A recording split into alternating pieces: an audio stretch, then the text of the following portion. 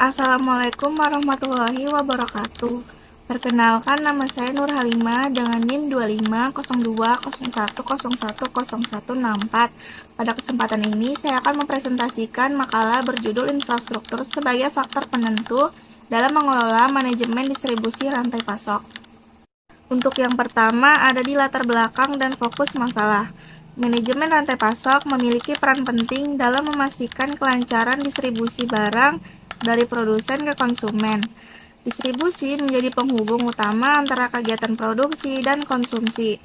Namun di Indonesia, distribusi masih menghadapi kendala akibat kualitas infrastruktur yang belum merata. Hal ini berdampak pada tingginya biaya logistik, keterlambatan pengiriman, serta perbedaan harga antar wilayah. Oleh karena itu, fokus kajian ini adalah peran infrastruktur dalam mendukung manajemen distribusi rantai pasok. Berdasarkan data empiris, kualitas infrastruktur jalan yang belum merata menyebabkan waktu pengiriman menjadi lebih lama. Kapasitas pelabuhan yang terbatas meningkatkan biaya logistik.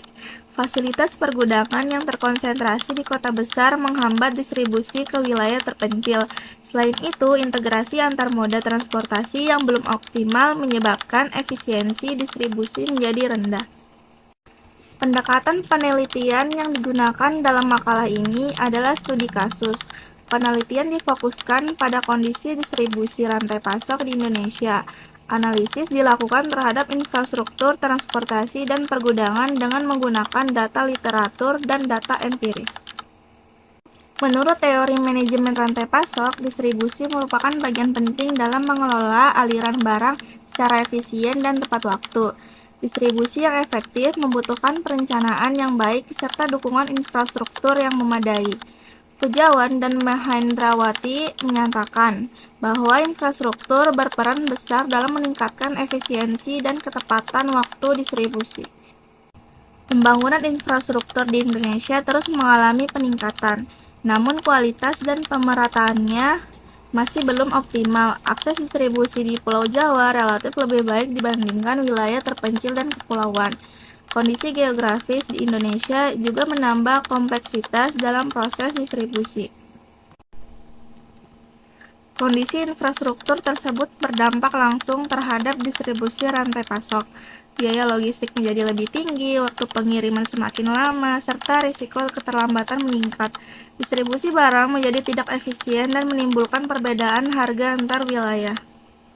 Dampak ini dirasakan oleh pelaku usaha, khususnya UMKM, yang sulit menjangkau pasar lebih luas.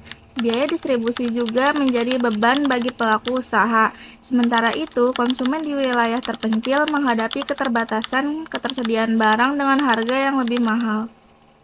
Berdasarkan teori manajemen rantai pasok, distribusi yang efektif memerlukan perencanaan, pengelolaan, persediaan, serta dukungan infrastruktur yang memadai. Menurut Pujawan dan Mahendrawati, infrastruktur merupakan fondasi utama agar aliran barang dapat berjalan secara efisien dan tepat waktu. Namun, temuan studi kasus menunjukkan bahwa kondisi infrastruktur di Indonesia masih belum merata. Keterbatasan jalan, pelabuhan, dan fasilitas pergudangan menyebabkan keterlambatan distribusi dan peningkatan biaya operasional.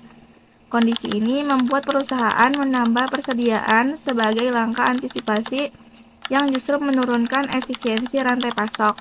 Oleh karena itu, infrastruktur menjadi faktor kunci yang menghubungkan teori distribusi rantai pasok dengan praktik di lapangan. Dapat disimpulkan bahwa infrastruktur merupakan faktor penentu dalam mengelola manajemen distribusi rantai pasok. Ketimpangan infrastruktur meningkatkan biaya logistik dan menghambat kelancaran distribusi. Oleh karena itu, diperlukan pemerataan pembangunan infrastruktur, integrasi transportasi, serta dukungan teknologi logistik. Infrastruktur perlu dipandang sebagai investasi jangka panjang untuk meningkatkan efisiensi distribusi dan daya saing ekonomi. Dalam penyusunan makalah ini, saya menggunakan dua referensi utama, yaitu Pujawan dan Mahendrawati tahun 2017 dengan judul buku Supply Chain Management edisi ketiga yang diterbitkan oleh Gunawidya, serta dokumen Rencana Pembangunan Jangka Menengah Nasional atau RPJMN 2020-2024 yang diterbitkan oleh Bappenas pada tahun 2020. Demikian pemaparan yang dapat saya sampaikan mengenai peran infrastruktur sebagai faktor penentu dalam mengelola manajemen distribusi rantai pasok di Indonesia.